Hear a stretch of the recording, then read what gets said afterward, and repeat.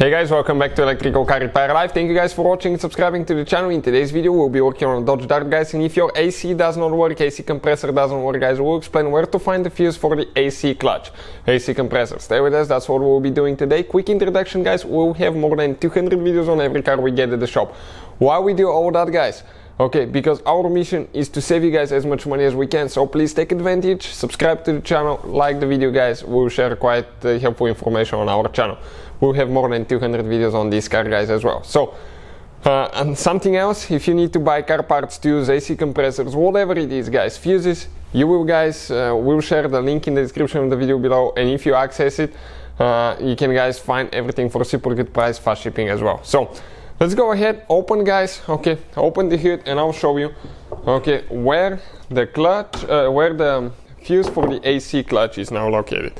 So this is a 2.4 engine, but even if you have a 2.0, 1.4, the procedure should be the same. Only I think 2013 models, some of them may differ depending on the month and configuration, so it really depends. But if your AC doesn't work, okay, the AC compressor is down there, guys, okay, that right there is your AC compressor. Okay, you can kind of see it a little bit.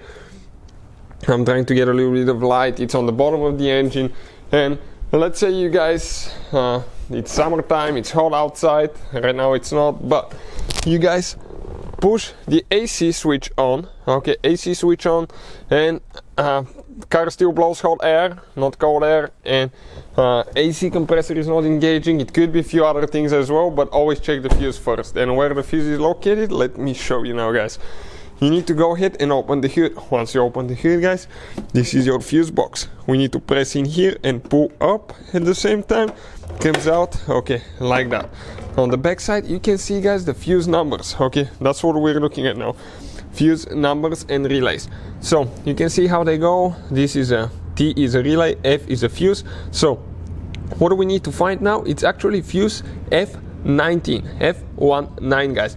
And looking at it, okay, check it out now. Okay, you're going to have 1, 2, 3, 4, fifth fuse right here, guys, from bottom to top is fuse 19.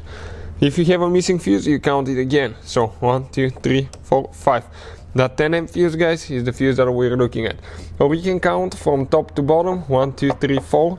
The fourth fuse, 1, 2, 3, 4. This 10 fuse.